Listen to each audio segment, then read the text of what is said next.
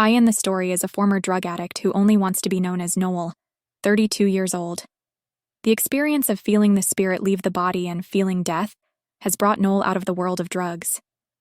In the field of medicine and psychological research, this strange experience that Noel went through is called out-of-body experience, OBE. A sharp pain pierced through my chest, as if my heart was being forcefully snapped in two. It was an agonizing sensation, as if something desperately wanted to escape through my mouth, but was trapped in my throat. My hands became rigid and immobile, as if frozen in time. Suddenly, darkness engulfed my vision, leaving me disoriented and bewildered. I couldn't comprehend what was happening, as if I had been transported into a hazy cloud of uncertainty. It felt as though I was floating in midair, detached from reality. Oh dear God. When I glanced downwards, a horrifying sight awaited me. My lifeless body trapped inside the wreckage of a car. My mouth foamed, my eyes widened in terror, and my hands clenched tightly, mimicking the grip of a steering wheel. In that moment, sheer shock consumed me, leaving me utterly speechless. Lost and disoriented, I found myself questioning my surroundings. Where was I? And why did my body feel so strange?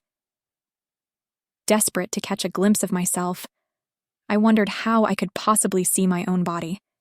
It was then that I realized, with a sinking feeling, that my spirit had departed from my lifeless form. Panic consumed me as I cried out in fear. Oh God, I'm dead. I'm dead. Beside me, my friend sat behind the wheel, his face a mix of anxiety and confusion. Perhaps he was taken aback by the sight of me, motionless and foaming at the mouth. Parker, I'm dead. I'm dead, I moaned, hoping for some solace from my companion. But my words fell on deaf ears.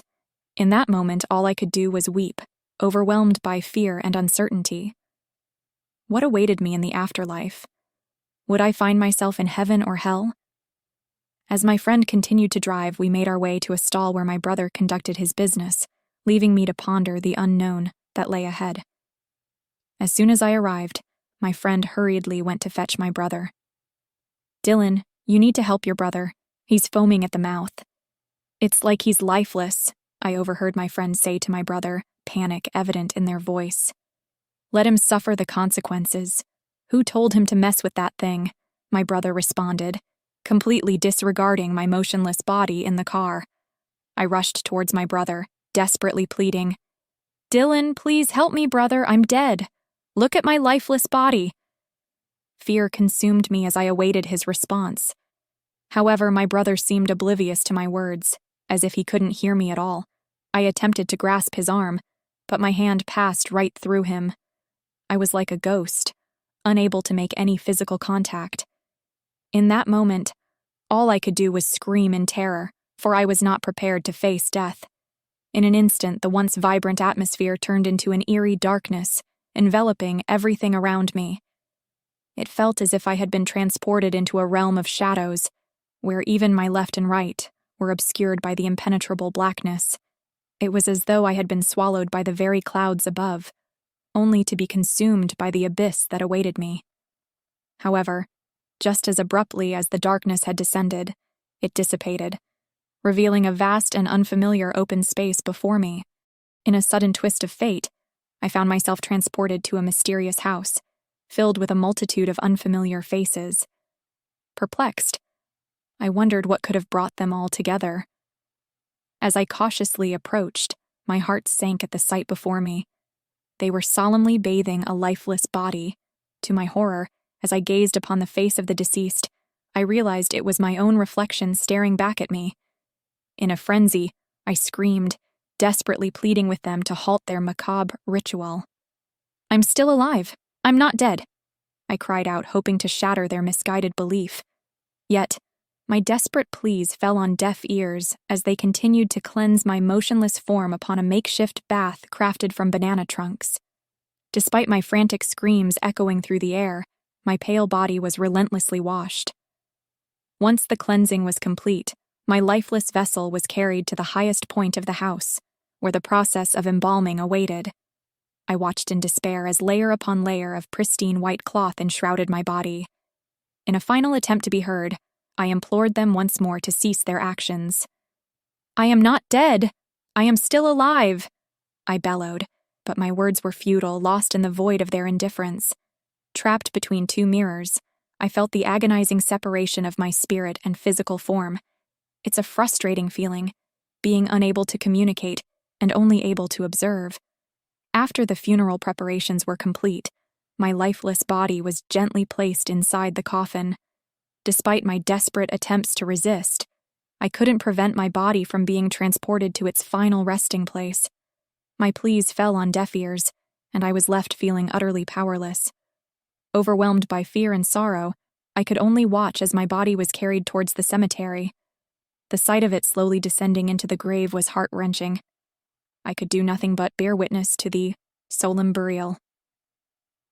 Gradually, the earth began to cover the casket, obscuring the once vibrant tomb. With each passing moment, the darkness and silence of the grave enveloped me completely. The cemetery's atmosphere suddenly vanished, and I found myself in a different location. As I looked around, I was startled to see not only my own lifeless body suspended in the air between the sky and the earth, but also numerous other bodies. It seemed as though all of us were suspended in this ethereal space. In that moment, I fervently prayed to God, pleading for a second chance at life with a new identity. Fear gripped me as I realized I had died without uttering a single word. Oh God, please forgive me. I have committed countless sins. Oh God, I perished before I could even speak. Grant me another opportunity. I implored, my voice choked with tears. I truly regretted my actions. Abruptly, my eyes fluttered open once more, and I found myself back in the realm of reality. However, an agonizing pain still lingered in my chest, as if every vein and joint were convulsing in unison. My hands remained rigid and unyielding, as though they were gripped tightly around the steering wheel of a speeding car.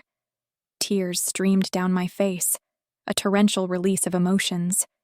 In that moment, I couldn't help but cry as much as my heart desired. It was then that I realized, by some divine intervention, God had granted me another chance at life. But why did I utter those words? The answer lies in a haunting revelation shared by a dear friend. 7 lives had been lost due to the very same actions I had taken. It all started with my own mistake, a memory that still lingers in my mind. After a long day at work, I found myself borrowing my mother's car. With a simple request to go to the church, my mother handed over the car keys without much hesitation. As I left the house, fate intervened, and I bumped into a friend. "Let's take a detour first. We can pray later," I suggested, revealing the mysterious white liquid I had concealed in a bottle. This liquid happened to be a substance used in the production of medicines at the factory where I worked.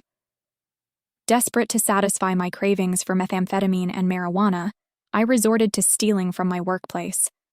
Little did I know that this decision would lead me down a dangerous path. Consuming the liquid in excessive amounts, I unknowingly overdosed, experiencing delusions akin to being under the influence of drugs. However, this incident served as a wake-up call, a stark reminder of the fragility of life. I witnessed death firsthand, observing the solemn rituals of bathing, wrapping, and burying a body. Fear gripped me tightly as I contemplated the possibility of departing this world without uttering a single word. How would God judge me then? Motivated by this harrowing experience, I made a firm decision to break free from substance abuse. I no longer wished to tarnish my own existence. Moreover, I embarked on a mission to guide my friends, who had once been led astray by drugs, back onto the right path. We appreciate your viewership and hope you enjoyed today's video. To stay updated with similar content, we encourage you to subscribe and activate the notification bell. If you have any personal experiences related to the video, we would love to hear from you. Join us on this thrilling journey as we delve into the world of horror stories.